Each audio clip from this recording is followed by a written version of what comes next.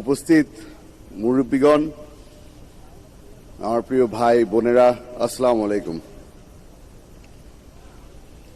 আজকে আপনাদের সামনে এখানে দাঁড়িয়ে বক্তব্য রাখছি, সামনে অনেক মানুষ।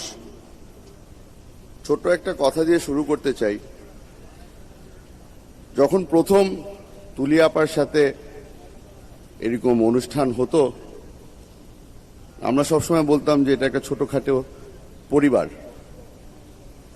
তখন ছোট পরিবারটাই হয়তো ভালো ছিল। গত 17 বছরে এই গুমের শিকার এই পরিবারটা যে এত বড় হয়ে যাবে দেখে কষ্ট লাগছে। প্রতি বছর আমরা একসাথে হতাম, অনেক সমস্যা, অনেক ধরনের থ্রেটের মাধ্যমে আমাদেরকে দূরে রাখার চেষ্টা চলতো, তবুও সাহস করে আমরা একসাথে হতাম। প্রতি বছর তুলি আপার ভিডিওগুলি দেখানো হতো। এই যে ছোট ছোট সন্তানরা কাঁদছে বাবার জন্য, এগুলা দেখে আমরা সকলেই একসাথে বসে হাত ধরে কাঁদতাম। আজকে সকাল সকাল ঘুম থেকে উঠেছিলাম এখানে আসার জন্য। সকাল সকাল চোখে পানি চলে আসলো। গত বছর আমার এক ছোট বোন এখানে, সে আমাকে বলেছিল যে তার সামনে পরীক্ষা আসছে, ইনশাল্লাহ উনি ভালো করবেন, আমার থেকে দোয়া চেয়েছিলেন। আজকে দেখা হলো, সে আমাকে বলল হাসি মুখে গোল্ডেন এ পেয়েছে সে, আলহামদুলিল্লাহ। কিন্তু মুখের হাসিটা আরো বড় হয়ে গেল, আরো ফুটে উঠল, কারণ সে আমাকে বলল 3 দিনের মাথায় তারেক চাচ্চু তার জন্য গিফট পাঠিয়েছিল। কোনো সময় নষ্ট হয়নি। আমাদের চেয়ারম্যান সাহেব ইমিডিয়েটলি তাকে কংগ্রাচুলেট করেছিল। এই আন্তরিকতাটাই আমরা ধরে রাখতে চেষ্টা করেছি। একজন আরেকজনের হাত ধরে এখান পর্যন্ত এসেছি। আপনাদের সকলের সহযোগিতা যদি আমরা না পেতাম, তাহলে হয়তো অনেক আগেই আমরা ভেঙে পড়তাম। বাংলাদেশ জাতীয়তাবাদী দল যখন আমাদের পাশে এসে দাঁড়ালো, একটা নতুন শক্তি পেয়েছিলাম আমরা। এখন এখানে দাঁড়িয়ে আছি বিশাল একটা শক্তি নিয়ে।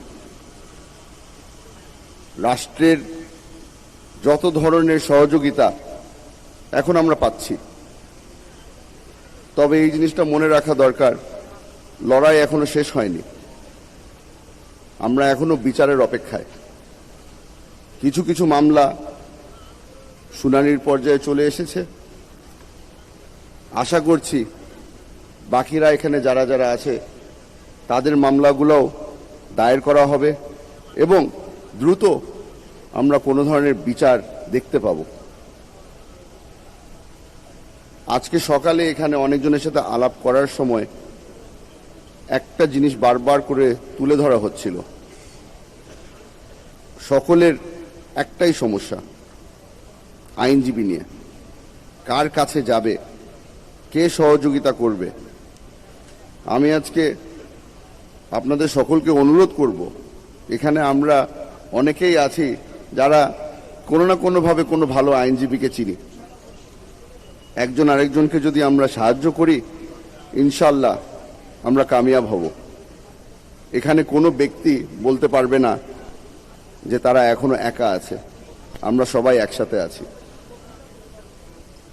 সত্যি করে বলতে আমার এখানে আর বেশি কিছু বলার নেই, কারণ মনের মধ্যে এখনো একটা গিল্ট কাজ করে। আমি ফিরে এসেছি, আমি আপনাদের মাঝে আছি। এখনো অনেকেই এখানে আছে যারা অপেক্ষা করছে তাদের স্বজনদের জন্য। আমি আপনাদের সকলকে অনুরোধ করব, তাদের জন্য দোয়া করবেন। আমরা যারা ফিরে এসেছি, আমাদের একটা দায়িত্ব রয়ে গেছে, আপনাদের পাশে থাকা এবং আপনাদের সাহায্য করা। এই লড়াইয়ের মধ্যে বাংলাদেশ জাতীয়তাবাদী দল সবসময় আপনাদের পাশে থাকবে। আমরা এখানে মঞ্চে যারা আছি আমরা সবসময় আপনাদের পাশে থাকব। আমার বক্তব্য এখানেই শেষ করলাম। আসসালামু আলাইকুম।